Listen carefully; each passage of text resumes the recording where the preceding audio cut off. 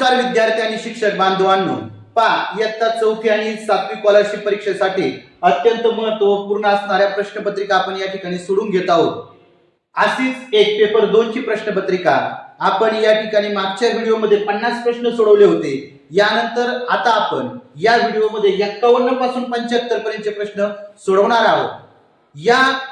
हे जे प्रश्न आहेत असेच प्रश्न तुम्हाला फायनल परीक्षेमध्ये विचारले जाणार आहेत. त्याच्यामुळे नक्कीच हा व्हिडिओ शेवटपर्यंत बघा. चला तर मग लगेचच आपण सुरुवात करूया. पहा 51वा प्रश्न आहे. काय आहे 51वा प्रश्न? तर एका वर्षातील स्वातंत्र्य दिन बुधवारी आला होता, तर त्या महिन्यातील खालीलपैकी कोणती माहिती सत्य आहे? पहा बरं का, माहिती काय दिली आपल्याला? तर त्या महिन्यातील बुधवार व गुरुवार हे वार 5 वेळा येतात. त्या महिन्यातील 3 वार 5 वेळा येतात आणि तो महिना जानेवारी आहे. आता आपल्याला बघा स्वातंत्र्य दिन माहिती पाहिजे. कधी असतो स्वातंत्र्य दिन? बरोबर. पहा आपला भारत देश कधी स्वतंत्र झाला? तर 15 ऑगस्ट. कधी झाला? 15 ऑगस्ट. म्हणजे 15 ऑगस्ट हा आपला काय आहे? स्वातंत्र्य दिवस आहे. बरोबर. स्वातंत्र्य दिन 15 ऑगस्ट. मग 15 ऑगस्ट म्हणजे तो महिना जानेवारी आहे का? नाही. लगेच लक्षात येते आपला की हे चुकलेलं आहे. काय सांगितलं त्यांनी? स्वातंत्र्य दिन. स्वातंत्र्य दिन जानेवारी मध्ये येतो का? नाही. म्हणजे हे चुकलेलं आहे. बघा आता त्या महिन्यातील बुधवार व गुरुवार हे वार 5 वेळा येतात. त्या महिन्यातील 3 वार 5 वेळा येतात. पहा मी तुम्हाला सांगितलं जो महिना 31 तारखेचा असतो, 31 तारखेच्या महिना असणाऱ्या म्हणजे 31 तारखेचा जर महिना असेल तर त्या महिन्यातील 3 वार हे 5 वेळा आहेत. 30 तारखेचा महिना असेल तर 2 वार 5 वेळा आहेत. बरोबर. 28 तारखेचा महिना असेल तर एकही वार 5 वेळा येत नाही. 29 तारखेचा महिना असेल तर 1 वार 5 वेळा येतो. लक्षात ठेवा. 30 तारखेचा महिना असेल तर 2 वार, 31 तारखेचा महिना असेल तर 3 वार, 28 तारखेचा महिना असेल तर 0 आणि 29 तारखेचा महिना असेल तर 1. ओके. आता इथं आपल्या लक्षात आले की ऑगस्ट महिना कितीचा असतो? 31 दिवसाचा असतो.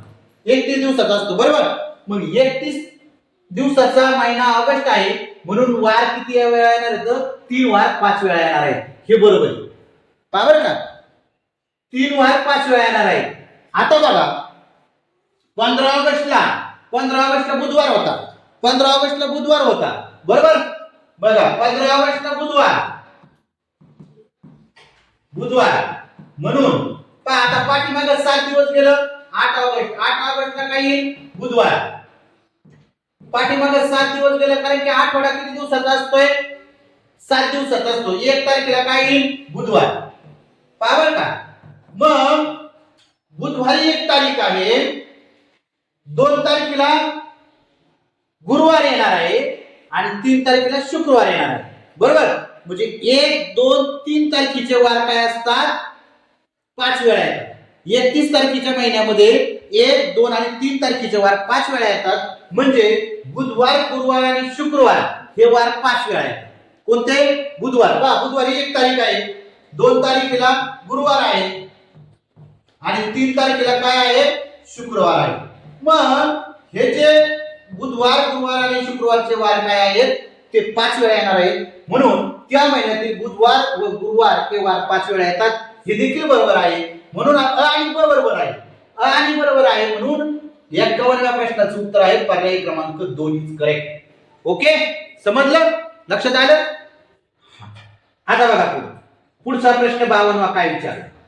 52वा आपल्याला प्रश्न विचारण्यात आलेला आहे की अर्णव व अमित यांना केशरी व निळा रंग आवडतो. सोहम व सुमित यांना पांढरा रंग आवडतो. अमित व महेश यांना पांढरा व निळा रंग आवडतो. तर तीनही रंग आवडणारा कोण? आपल्याला काय विचारले? तीनही रंग आवडणारा कोण? आता बघा तीनही रंग आवडणारे आपण काय करू? अगोदर त्यांची नावं लिहून घेऊ. पहा आता काय आहे? पहिला अर्णव आहे. बरोबर. त्यानंतर दुसरा काय आहे? अमित आहे. पहा बरं का. त्यानंतर काय? अमित नंतर सोहम आहे. आणखी कोणी? सुमित आहे. पहा आणखी कोण आहे? अमित अमित घेतलाय, महेश आहे, महेश. बरोबर. आता बघा, अर्णव आणि अमित यांना केशरी व निळा. अर्णवला काय केशरी आणि निळा. केशरी आणि निळा. ओके. अमित कुठे आहे का? अमितला बी काय केशरी आणि निळा. केशरी आणि निळा. आता सोम आणि सुमित यांना कोणता? पांढरा. सुमितला पांढरा. ओके. त्यानंतर महेश आणि अमित यांना पांढरा व निळा. याला पांढरा आणि निळा. आणि अमितला केशरी, निळा आणि पांढरा. म्हणजे आपल्याला लक्षात येतंय की प्रत्येकाला 2-2, याला एक रंग आवडतोय, याला 2 रंग आवडतायत, याला 2 रंग आवडतायत, परंतु याला किती? 3 रंग आवडतात. म्हणजे आपल्याला विचारले 3ही रंग आवडणारा कोण? तर कोण? अमित. म्हणजे उत्तरात होणार आहे पर्याय क्रमांक 4. पर्याय क्रमांक काय होणार आहे? 4. ओके, समजले? अशा पद्धतीचं तुम्ही जर व्यवस्थित लिहून घेतलं तर तुमचं अजिबात उत्तर चुकणार नाही. ओके. तुला 53वा प्रश्न आहे आपल्याला. आता 53वा प्रश्न काय विचारलाय आपल्याला? तर वेगळा गटाशी जुळणारं पद पर्याय तुम्ही निवडायचं. बघा, गुराब, मचवा आणि पाल. गुराब, मचवा आणि पाल हे काय आहे? तर छत्रपती शिवाजी महाराजांनी जी जहाजाची निर्मिती केली, म्हणजे मराठ्यांनी जी जहाज निर्माण केली, या जहाजाची नावे काय? गुराब, मचवा, पाल. मग यापैकी डच, गलबत, सबनीस आणि आरमार याच्यापैकी जहाजाचं नाव कोणतं आहे? तर गलबत हे काय आहे? जहाज आहे. म्हणून या ठिकाणी 53व्या प्रश्नाचं उत्तर असणार आहे पर्याय क्रमांक 2. ओके. हा बुद्धिमत्तेचा घटक आहे आणि बुद्धिमत्तेमध्ये खूप सारे चॅलेंजिंग प्रश्न असतात. तसाच एक चॅलेंजिंग प्रश्न आपल्याला या ठिकाणी विचारलाय 54वा. 80, 48, 63 पुढची संख्या. बरोबर.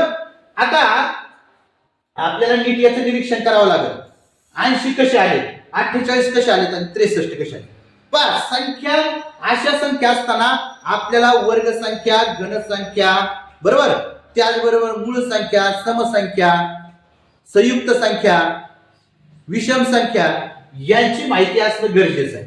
बघा, आता 80, 48 आणि 63 जर नीट विचार केला तुम्ही तर या ठिकाणी वर्ग संख्या आहेत आणि या वर्ग संख्येतून एक मायनस करत आहे. आता 80 चा विचार केला, 48 चा विचार केला, 63 चा विचार केला.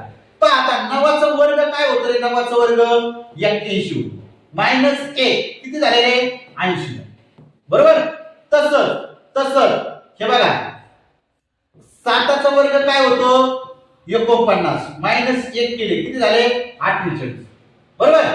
त्याच पद्धतीने 8 चा वर्ग केला, 8 × 64 मायनस 1 केला किती झाले? 63. म्हणजे संख्याचा वर्ग करून त्याच्यातून 1 वजा. बरोबर. मग आता इथं जर 24 बघितले, 37 बघितले, 16 बघितले, 10 बघितले. आता 37 6 चा वर्ग 6 × 36 अधिक 1 केलाय म्हणून हे होणार आहे का? नाही.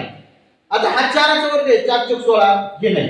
आता 3 चा वर्ग केला 9 आणि अधिक 1 केलाय 10 म्हणून हे बी नाही. आता इथं बघा 5 चा वर्ग केला आपण, 5 चा वर्ग 5 × 5 = 25, 25 वजा 1 बरोबर किती झाले? 24. झाले का 24? म्हणजे या ठिकाणी आपलं उत्तर काय असणार आहे? पर्याय क्रमांक 1 24. बरोबर. त्यानंतर खाली बघा, लक्षात आले? आता खाली निरीक्षण केलं 55व्या प्रश्नाचं. तर या ठिकाणी काय दिलाय? चौरस दिलाय आणि चौरसाला किती कोण असतात? 4 कोण असतात म्हणून 4 गोल दिले. तसं त्रिकोण आहे, त्रिकोणाला 3 कोण असतात म्हणून 3 गोल दिलेत. इथं पंचकोन आहे, पंचकोनाला 5 कोण. हा एक कोण, हा एक कोण, हा एक कोण, हा एक कोण, हा एक कोण, 5 कोण येतं म्हणून 5 गोल दिले. त्याच पद्धतीने इथं एक कोण आहे, इथं 2 गोल दिलेत म्हणून हे चूक. इथं बघा 6 कोण येतं, 1 2 3 4 5 6 षटकोन आहे, 6 कोण येतं आणि 4 गोल दिलेत म्हणून हे चूक. आता इथं बघा षटकोन 6 गोल, ओके करेक्ट. आणि इथं आयत 4 कोण परंतु गोल किती येतं? 3च गोल येतं म्हणून हे चूक. म्हणून आपलं उत्तर असणार आहे पर्याय क्रमांक 30 करेक्ट. ओके, समजलं? ओके, चलो आगे. पहा 56वा प्रश्न. काय 56वा प्रश्न विचारलाय तर बघा, तुमच्या मित्राचा इयत्ता 4थी प्रज्ञाशोध चाळणी परीक्षेत केंद्रात पहिला क्रमांक आला तर तुमचे खालीलपैकी योग्य वर्तन कोणते ठरेल? पहा हे सोपे प्रश्न असतात. आपण जर आपलं वाचन क्षमता जर चांगली असेल तर आपण एकदम इझिली ह्या प्रश्नांचे मार्क मिळवू शकतो. त्याच्यासाठी आपल्याला वाचन क्षमता आणि सामाजिक नॉलेज असणं गरजेचं आहे. तर पहा, तुमचा मित्र इयत्ता 4थी प्रज्ञाशोध चाळणी परीक्षेत केंद्रात पहिला आला तर तुम्ही त्याचं योग्य वर्तन कसं करणार आहे, कोणतं ठरणार आहे? तर निवड परीक्षेत त्याला कमी गुण पडावेत म्हणून अभ्यासाच्या वेळी खेळायला जाऊ अजिबात नाही. सर्व मित्रांच्या समेत त्याचे अभिनंदन करू व पुढील परीक्षेत शुभेच्छा देऊ. अगदी बरोबर. सर्व मित्रांच्या समवेत त्याचं अभिनंदन करू आणि पुढील परीक्षेसाठी त्याला शुभेच्छा देऊ. त्याच्याशी आगोला धरायचा अजिबात नाही, म्हणजे बोलायचं नाही का, तसं करायचं नाही. त्याचे गुण वाढवण्यासाठी इतरांची मदत घेतली अशी खोटी तक्रार करू अजिबात नाही. म्हणजे आपलं उत्तर असणार आहे पर्याय क्रमांक 2. सर्व मित्रांच्या समवेत त्याचे अभिनंदन करू व पुढील परीक्षेत शुभेच्छा देऊ. आता 57वा प्रश्न पहा. 57वा प्रश्न काय विचारले? पर्यावरण स्नेही रंगपंचमी साजरी करताना खालीलपैकी कोणती कृती अयोग्य आहे? बरोबर, कोणती कृती अयोग्य आहे? तर पर्याय, रासायनिक रंगाचा वापर न करता सर्वांनी पाण्याचा भरपूर वापर करून पाणी पंचमी खेळून साजरी करू. सर्वांनी पाना फुलांपासून पर्यावरण स्नेही कोरडे रंग वापरले. पर्यावरण स्नेही कोरडे रंग वापरताना रंग तोंडात डोळ्यात जाणार नाही याची काळजी घेऊ आणि रासायनिक रंगाचे दुष्परिणाम कळावेत यासाठी सर्वांसमोर नाटिका सादरीकरण केली. पहा, म्हणजे या ठिकाणी कृती कशी आहे? अयोग्य. लक्षात ठेवा बरं का, कृती कशी विचारली तुम्हाला? अयोग्य विचारलेली, म्हणजे अयोग्य कृती. पहा, ही कृती योग्य आहे, ही कृती योग्य आहे, ही कृती योग्य आहे, ही अयोग्य. पहा, रासायनिक रंगाचा वापर न करता सर्वांनी पाण्याचा भरपूर वापर करायचा. पाण्याचा भरपूर वापर करायचा काय नाही, म्हणजे पाण्याचा अपव्यय होईल, पाणी वाया जाईल. त्याच्यामुळे पाणी पंचमी खेळून साजरी करायची नाही. बरोबर, पाण्याचा कमीत कमी वापर करायचा, म्हणजे अयोग्य कृती कोणती आहे? ही आहे. म्हणून आपलं उत्तर आहे पर्याय क्रमांक 1. पहिल्याला काय करायचं? गोल करायचं. बरोबर, या पद्धतीने असं. ओके, लक्षात आलं, समजलं? चला, एका सांकेतिक भाषेत पहा बरं का, एका सांकेतिक भाषेत 2 बरोबर 3, 4 बरोबर 10. पहा, खूप सारा कन्फ्यूज करणारा प्रश्न, अवघड प्रश्न आपल्याला वाटतो, परंतु सोपा आहे. आपण जर थोडं लक्ष दिलं तर लगेच आपल्याला लक्षात येईल. पहा, एका सांकेतिक भाषेत 2 बरोबर 3, 4 बरोबर 10, 6 बरोबर 21 तर 5 बरोबर किती? खूप सारा विचार केला तरी तुम्हाला लवकर उत्तर समजणार नाही.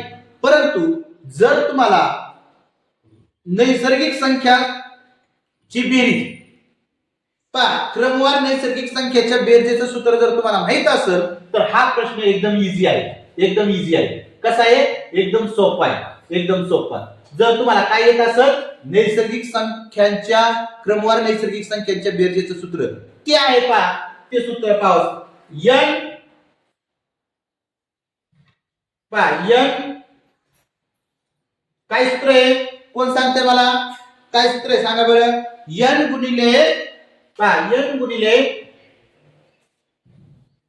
असं, n गुणिले n अधिक 1 छेद 2 हे सूत्र आहे. n गुणिले कंसामध्ये n अधिक 1 छेद 2. आता बघा कसं आहे ते, बघा बरं का, n म्हणजे हा 2 आहे ना, 2 काय n आहे. मग पहा, 2 गुणिले 2 अधिक 1 छेद 2. पहा, आता इथं काय करायचं? कंस सोडवायचा. 2 गुणिले 3 छेद 2. हे 2 गेले, हे 2 गेले, बरोबर किती राहिले? 3. बरोबर आले का? 3, 2 बरोबर 3. तसं 4 बरोबर n असेल तर बघा, मग पहा, 4 गुणिले 4 अधिक 5 छेद 2. मग आपण काय करतो? 4 गुणिले 5 आणि 4 किती होतात? 5 आणि 4, 5 आणि 4 9 छेद 2. मग बेदुने 5 नाही, 5 नाही, बघा अधिक 1, अधिक 1, 4 अधिक 1 किती झाले? 5 झाले. 5 पहा, बेदुने 4, 5 दुने 10, आले का 10? आले 10. ओके, तसंच तसंच बघा इकडे आता n बरोबर 6 घेतलं, n बरोबर 6 घेतलं, पहा बरं का, n बरोबर 6 घेतल्यानंतर येते का बघू. बघा 6 गुणिले 6 अधिक 1 छेद 2. मग बघा 6 गुणिले 6 आणि 7 छेद 2, बेक बे बेत्रिक 6 आणि 7 त्रिक 21 आलं का 21. मग तसंच 5 n बरोबर 5 घ्यायचं. पहा n बरोबर 5 घेतलं, इथं 4 घेतलंय, इथं 5 घेऊन बघा. बघा आता 5 घेतला, 5 गुणिले 5 अधिक 1 छेद 2. क्रमवार नैसर्गिक संख्येची जी बेरीज आहे ती करण्यासाठी आपण हे सूत्र वापरतो, ते सूत्र या ठिकाणी वापरायचंय. पहा 5 गुणिले 6 छेद 2, बेक बे बेत्रिक 6 म्हणजे 5 त्रिक 15, 15 उत्तर येते. पहा पर्याय क्रमांक 4, पर्याय क्रमांक 4. ओके, लक्षात आले. आता बघा पुढं, एका सांकेतिक भाषेत काय, एका सांकेतिक भाषेत कावळा हा शब्द कास व सळास असा लिहितात, वाघ हा शब्द वास घस असा लिहितात, तर त्याच भाषेत ससा हा शब्द कसा लिहा. पहा आता कावळा शब्द कसा लिहिलाय बघा बरं का, का व ला. पहा कावळा शब्द कसा लिहिलाय इकडे बघा. का कास केली, काला काय लावलाय स लावलाय, वला काय लावलाय स लावलाय, ळाला काय लावलाय स लावलाय. बरोबर बरोबर. बघा आता वाघ हा शब्द कसा लिहिलाय बघा, वाघ वाघ, वला स लावलाय वास, गला स लावलाय घस. त्याच पद्धतीने आपल्याला ससा शब्द लिहायचा बघा, स सा. बरोबर. स ला काय लावायचा स लावायचा, स स आणि सास. काही स स सास, स स सास पुढे स स सास, पर्याय क्रमांक 3 इज करेक्ट. एवढं सोपं आहे. बरोबर नाही. आपण थोडस जरी लक्ष दिलं नाही व्यवस्थित आणि व्यवस्थित जरी निरीक्षण केलं ना आपल्या प्रश्नाकडे, फक्त लक्ष तुमचं काय पाहिजे, आपण मी काय सांगतोय, मी कसं स्पष्टीकरण करतो याच्याकडे लक्ष जर तुमचं असेल ना तर तुमचा प्रश्न चुकणारच नाही, कोणताच प्रश्न चुकणार नाही. एकदम सोपं आहे बघा. आता बघा 60वा प्रश्न काय विचारला समजलंय. 59वा प्रश्नाचं उत्तर आहे 3. आता 60वा प्रश्न आपल्याला विचारलंय, एका सांकेतिक भाषेत पहा, एका सांकेतिक भाषेत अक्षरांसाठी चिन्हांचा वापर करतात. पहा इथं अक्षरे आणि चिन्ह दाखवले. आता तराजूशी संबंधित घटक असणाऱ्या शब्दाचा चिन्हांचा समूह पर्याय शोधा. आता तराजूशी काय संबंध येतो बरं बघा बरं, या ठिकाणी लगेच आपल्या लक्षात येते वजन. बरोबर, वजन हा शब्द लक्षात येतो, वजन. तराजूशी संबंधित वजन. बरोबर नाही. मग वला काय केलाय उलटा त्रिकोण काढलाय, लगेच काढायचं. जला काय केलाय त्रिकोण काढलाय सरळ, आणि नला काय केलाय गोल काढलाय. मग हे बघायचं हे चिन्ह पुढे बघा, उलटा त्रिकोण सरळ त्रिकोण आणि गोल, उलटा त्रिकोण सरळ त्रिकोण आणि गोल, पर्याय क्रमांक 1. बरोबर. म्हणजे या ठिकाणी 60व्या प्रश्नाचं उत्तर आहे पर्याय क्रमांक 1. त्यानंतर पुढे विचारलंय गटाशी न जुळणारे पद ओळखा. पहा बरं का, गटाशी न जुळणारे पद कुंजर, अश्व, वारू आणि तुरंग. कुंजर, अश्व, वारू आणि तुरंग आपल्याला समानार्थी शब्द, म्हणजे हे मराठी विषयाशी संबंधित आहे. बरोबर नाही. मग या मराठी विषयाशी असणारे आपले समानार्थी शब्द आपल्या पाठच पाहिजे किंवा आपल्या लक्षात पाहिजे, त्याचा जास्तीत जास्त आपण सराव करणं गरजेचं आहे.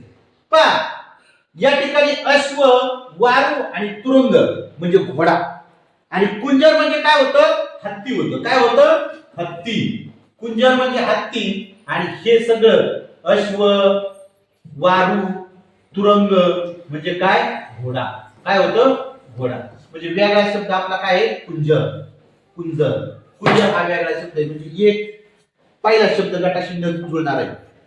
पहा म्हणजे या हत्तीला आणखी कोणते समानार्थी शब्द येतात हे देखील आपल्याला माहिती असणं गरजेचं आहे. बरोबर नाही. पहा या हत्तीला समानार्थी शब्द मी तुम्हाला सांगतो, लक्षात ठेवा. कुंजर आहे पहिला, बरोबर. त्यानंतर गज आहे, काय आहे? गज. पील आहे, पील. बरोबर का? मतंग, हत्तीला समानार्थी शब्द. गज, पील, मतंग, कुंजर. त्याचबरोबर वारण, वारण, वारण हे हत्तीला समानार्थी असणारे शब्द येतात. हत्ती म्हणजे कुंजर, हत्ती म्हणजे गज, हत्ती म्हणजे पील, हत्ती म्हणजे मतंग, हत्ती म्हणजे वार. आता घोड्याला काय येतं? घोडा म्हणजे अश्व, घोडा म्हणजे वारू, घोडा म्हणजे तुरंग. बरोबर का? घोडा म्हणजे हय, घोडा म्हणजे हय. बघा, म्हणजे घोड्याचे समानार्थी शब्द आपल्याला माहिती असणं गरजेचं आहे. घोडा म्हणजे काय? हय, वाजी, सप्ती. घोडा म्हणजे हय, वाजी, सप्ती. बरोबर का? खूप सारे प्रश्न याच्यामध्ये दडलेले आहेत, खूप सारे प्रश्न याच्यामध्ये दडलेले आहेत. आणि तुम्हाला हत्तीचे समानार्थी शब्द, घोड्याचे समानार्थी शब्द सगळे माहिती पाहिजे. म्हणजे कसलाही शब्द येऊ द्या तरी तुमचा हा प्रश्न चुकणार नाही. हत्तीला समानार्थी शब्द कुंजर, गज, पील, मतंग, वारण. घोड्याला समानार्थी शब्द अश्व, वारू, तुरंग, हय, वाजी आणि सप्ती. ओके, आले लक्षात? चलायचं पुढं. म्हणजे गटाशी न जुळणारे पद काय होतं? पर्याय क्रमांक 1 कुंजर. त्यानंतर पुढे बघूया. खालील संख्या मालिका पूर्ण करण्यासाठी प्रश्न चिन्हाच्या जागी कोणती संख्या येईल? 218, 319, 420, 521. नीट निरीक्षण केलं तर इथं 18, 19, 20, 21 म्हणजे इथं काय होणार आहे? 22. 2, 3, 4, 5 म्हणजे 622. 622. याच्यामध्ये जर फरक काढला तर 101 आहे. इथं 101 आहे, इथं 101 आहे, बरोबर. इथं 101 म्हणजे 622 येणार आहे. काही काही विद्यार्थी असं करू शकतात 18, 19, 20, 21 आणि 22. 2, 3, 4, 5, 6, 622. ओके, पर्याय क्रमांक 3 इज करेक्ट आंसर. समजलं? चला आगे बढ़ेंगे. आता का 63 आणि 65 साठी सूचना आहे. खाली दिलेल्या वेळ आकृतीचे निरीक्षण करून विचारलेल्या प्रश्नांची योग्य उत्तरे पर्यायातून निवडा. बरोबर? आता बघा 63 वा काय प्रश्न आहे? फक्त गायन करणाऱ्यांची संख्या किती? फक्त गायन करणारे, फक्त गायन करणारे, गायन करणारे फक्त किती? तर 5. पर्याय क्रमांक 3 करेक्ट. सोपं एकदम. या वेळ आकृतीचे प्रश्न एकदम सोपे असतात. फक्त आपण व्यवस्थित निरीक्षण करावं लागतं. ही निरीक्षण क्षमता आपली चांगली पाहिजे, काही चुकणार नाही. फक्त हॉकी आणि नृत्य करणाऱ्यांची संख्या, फक्त हॉकी आणि नृत्य. हॉकी करणारे त्रिकोणात दाखवले आणि नृत्य करणारे चौरसात दाखवले. हे दोन्ही करणारे हॉकी आणि नृत्य कोण आहे? ये हॉकी आणि नृत्य. पर्याय क्रमांक 4 हॉकी आणि नृत्य करणारी संख्या 1 आहे. फक्त नृत्य आणि गायन, गायन आणि नृत्य, गायन आणि नृत्य करणारे कुठे येतं? गायन आणि नृत्य 4. पर्याय क्रमांक 2 गायन आणि नृत्य करणाऱ्यांची संख्या 4. ओके, समजलं? पुढचा प्रश्न आगे. पुढचा प्रश्न बघा काय पुढचा प्रश्न. तर पुढचा प्रश्न विचारलाय, आई व मुलगी यांच्या आजच्या वयाची बेरीज. आई व मुलगी यांच्या आजच्या वयाची बेरीज 32 वर्ष आहे. तर आणखी 8 वर्षांनी त्यांची वयाची बेरीज किती होईल? लगेच तुम्ही काय करणार? आई आणि मुलगी यांच्या आजची वयाची बेरीज 32 वर्षे, 8 वर्षांनी 32 आणि 8 लगेच 40 करणार तुम्ही. सर लगेच 40 उत्तर लिहिणार. परंतु हे उत्तर चुकलं. हे उत्तर चुकलं. 40 नाही. बघा आजच्या वयाची बेरीज 32 वर्ष आहे. 8 वर्षांनी आईचं देखील वय 8 वर्षांनी वाढणार आहे आणि मुलीचं देखील वय 8 वर्षांनी वाढणार. बरोबर नाही? म्हणजे दोघींच्या वयांची बेरीज विचारली तुम्हाला 8 वर्षांनी. त्याच्यामुळे आपल्याला या 32 मध्ये किती मिळावं लागतील? 16 मिळावं लागतील. काय मिळावं लागतील? 16. कारण की आईचं 8 वर्षांनी वय वाढणार आहे आणि मुलीचं देखील 8 वर्षांनी वय वाढणार आहे. म्हणून 16 याच्यामध्ये मिळावं लागतील. 6, 7, 8 आणि 3 आणि 4 म्हणजे किती उत्तर होणार आहे आपलं? 48. किती उत्तर होणार आहे आपलं? 48 उत्तर होणार आहे. 48 किती? 48 म्हणजे पर्याय क्रमांक 1 हे आपलं अचूक उत्तर असणार आहे. पर्याय क्रमांक 1 अचूक उत्तर असणार आहे, 2 नाही. बघा 67. पवार दाम्पत्याला एक विवाहित मुलगा व 2 मुली आहेत, तर त्याच्या कुटुंबात एकूण किती व्यक्ती आहेत? खूप सुंदर प्रश्न, खूप सुंदर प्रश्न. आपल्याला फक्त व्यवस्थित लॉजिक लावायचे, व्यवस्थित आपल्याला काय करायचंय, समजून घ्यायचा प्रश्न. दाम्पत्य म्हटल्यानंतर काय? दाम्पत्य म्हटल्यानंतर 2, बरोबर. पवार दाम्पत्य, दाम्पत्य म्हटल्यानंतर 2. एक विवाहित मुलगा, एक विवाहित मुलगा आहे, त्याच्यामुळे त्याची बायको देखील येणार आहे. म्हणजे ते दोघं, एक विवाहित मुलगा आणि त्याची बायको 2 आणि 2 मुली, किती झालेले मिळून? 2 आणि 2 4 आणि 2 6. पर्याय क्रमांक 2 इज करेक्ट. ओके, समजलंय? दाम्पत्य म्हटल्यानंतर 2, एक विवाहित मुलगा म्हणजे तो मुलगा आणि त्याची बायको आणि 2 मुली त्या देखील कुटुंबात येणार, म्हणजे त्या ठिकाणी 6. यांची लग्न झाली असती तर हे येणार नाही बरं का. 2 विवाहित मुली सांगितल्या असत्या, या ठिकाणी 2 मुली दिल्या. 2 विवाहित मुली जर सांगितल्या असत्या तर पवार दाम्पत्यामध्ये म्हणजे कुटुंबामध्ये 4च व्यक्ती असतात, बरोबर नाही? 2 विवाहित मुली सांगितल्या असत्या, पण इथं 2 विवाहित मुली सांगितल्यात का? नाही, फक्त 2 मुली सांगितल्यात, म्हणजे त्या कुटुंबात येतात, म्हणून हे झाले 6. ओके. 68वा प्रश्न पहा. 68वा प्रश्न काय विचारलाय आपल्याला, तर प्रश्नचिन्हाच्या जागी येणारी संख्या निवडा. प्रश्नचिन्हाच्या जागी बघा, आता 4 च्या पुढे 20 आहे, 8 च्या पुढे विचारले, 9 च्या पुढे 45 आहे, बरोबर का. 7 च्या पुढे 35 आहे, 4 च्या पुढे 20 आहे. पहा आता 4 पंचे 20, 7 पाचा 35, 9 पाचे 45, म्हणजे 8 पंचे किती?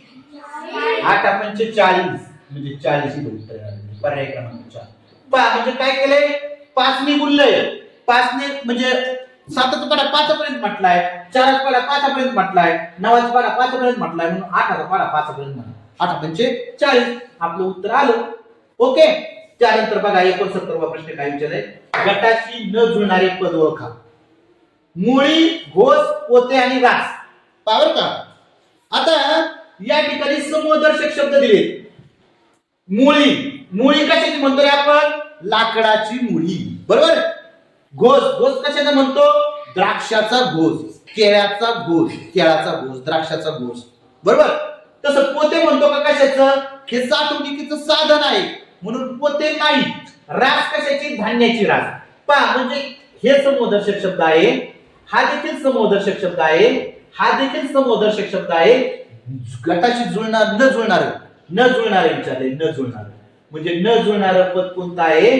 तर पोते. कोणतं? पोते. कारण की साठवणुकीचं साधन आहे आणि हे बाकीचे काय आहेत? समूहदर्शक शब्द आहेत. ओके, समजलं? म्हणजे 69व्या प्रश्नाचं उत्तर असणार आहे पर्याय क्रमांक 3 पोते. आता 70वा प्रश्न काय आहे बघा, 75 वर्ष पूर्ण झाल्यावर साजरा करायचा उत्सव शब्दसमूहाबद्दल एक शब्द निवडा. हिरक महोत्सव 60 वर्षांनी साजरा करतात.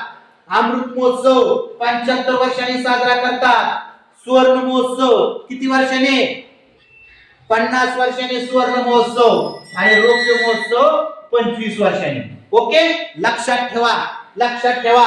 हिरक महोत्सव असेल तर 60 वर्ष, अमृत महोत्सव असेल तर 75 वर्ष, सुवर्ण महोत्सव असेल तर 50 वर्ष आणि रौप्य महोत्सव असेल तर 25 वर्ष. आपल्याला काय विचारले?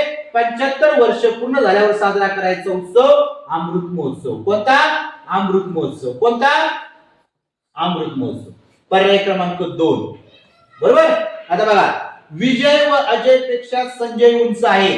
बघा बरं का, आता इथं मी काय करतो? विजय, अजय आणि संजय आणि पंकज, बरोबर.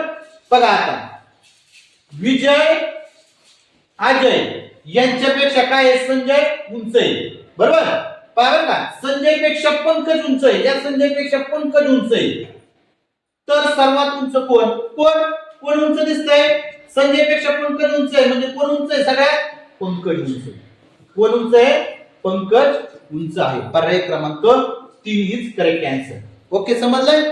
चला बघा आता पुढचा प्रश्न. स्वरालीचा उजवीकडून 13वा व डावीकडून 15वा क्रमांक असल्यास मुलींची संख्या किती? 5 स्वरालीचा उजवीकडून 13वा व डावीकडून 15वा क्रमांक असल्यास मुलींची संख्या किती? यामध्ये काय करायचं, सरळ सरळ 13 आणि 15 ची बेरीज करायची आणि त्याच्यातून 1 मायनस करायचा. का? कारण की 13 इकून बी आपण स्वराली मोजली आणि तिकून बी स्वराली मोजली, म्हणून स्वराली डबल मोजतो, त्याच्यामुळे आपल्याला 1 मायनस करायचा. मग बघा 13 अधिक 15 किती झाले? 28. 28 वजा 1 27. आहे का उत्तर 27? आहे का? 72व्या प्रश्नाचं उत्तर किती? 72व्या प्रश्नाचं उत्तर किती आहे? पर्याय क्रमांक 1. पहा 72वा प्रश्न पर्याय क्रमांक किती? 1 उत्तर 27. काय करायचं अशा टायमाला? स्वरालीचा उजवीकडून 13वा व डावीकडून 15वा क्रमांक असल्यास सांगितलेली मुलींची संख्या किती? 13 अधिक 15 करायचे आणि त्याच्यातून -1 करायचा. उत्तर आलं 27. ओके. आता 73वा प्रश्न पहा. रितास या अक्षरापासून तयार होणाऱ्या अर्थपूर्ण शब्दाचा समानार्थी शब्द कोणता? पहा आता रितास, बरोबर की नाही? रितास पहा काय शब्द तयार होतो पहा. सरिता. काय शब्द तयार होतो? सरिता. सरिता. सरिता म्हणजे आपण काय म्हणतो? सरिता कधी का कधी खंत, असे तुम्ही माणसे मला त्रास देत असता, बरोबर नाही? सरिता. सरिता म्हणजे काय? नदी. नदीचं आत्मकथनामध्ये आपण ते वाक्य वाचले, सरिता करीते का कधी खंत, बरोबर नाही? सरिता. सरिता म्हणजे काय? नदी. म्हणजे अर्थपूर्ण शब्दाचा समानार्थी शब्द नदी. पर्याय क्रमांक 3 काय? ओके. पहा आता 74वा प्रश्न पहा. खालील प्रश्नात प्रश्नचिन्हाच्या जागी क्रमाने येणारा चिन्ह गट ओळखायचा क्रमाने. बघा या ठिकाणी 1 2 3 4 चौकोन आहेत, पुढे गेल्यानंतर 3 झाले आणि 1 वर्तुळ आला. पहा त्याच्या पुढच्या याच्यामध्ये काय झाले? 2 झाले, 2 वर्तुळ आला. आता पुढच्या याच्यामध्ये एकच येणार आहे. पहा एक असं येईल आणि 3 वर्तुळ, 1 2 आणि 3 वर्तुळ. कुठे आहे? पर्याय क्रमांक 3. ओके. एकदम सोपं होतं, एकदम सोपं. पहा पहिल्या याच्यामध्ये 4 चौकोन होते, बरोबर? पुढे 3 राहिले, पुढे 2 राहिले, इथं 1 राहिला. पहा इथं एकही वर्तुळ नव्हता, इथं 1 वर्तुळ होतं, इथं 2, इकडे 3 झाले. ओके. पर्याय क्रमांक 3 इज करेक्ट. त्यानंतर 75वा शेवटचा प्रश्न. खालील अक्षरमालिका पाहून त्यानुसार गटात न बसणारे पद ओळखा. इंग्रजी अक्षरमाला ABCD दिलेली पहा या ठिकाणी. KO AE UY आणि TP. आता बघा इंग्रजी अक्षर मालिकेमध्ये AEIOU हे काय असतात? स्वर असतात. मग इथं बघा, इथं स्वर आलाय, इथं स्वर आलाय, इथं स्वर आलाय, परंतु इथं स्वर आहे का? नाही. म्हणजे या ठिकाणी हे काय आहे? चुकीचं आहे. गटात न बसणारं पद आहे. पर्याय क्रमांक 4. टीपी हे काय आहे? गटात न बसणारं पद आहे. पर्याय क्रमांक 4 टीपी. ओके, लक्षात आलं? अशा पद्धतीने आपण आज इंग्रजी आणि बुद्धिमत्ता या घटकातली बुद्धिमत्ता घटकाचे जे महत्त्वाचे प्रश्न होते ते प्रश्न या ठिकाणी त्याचं संपूर्ण उत्तर असं स्पष्टीकरण या ठिकाणी पाहिलं आहे. जर तुम्हाला हा व्हिडिओ आवडला असेल तर नक्की तुमच्या मित्रांना शेअर करा आणि आपला चॅनल त्या ठिकाणी सबस्क्राईब करा. धन्यवाद.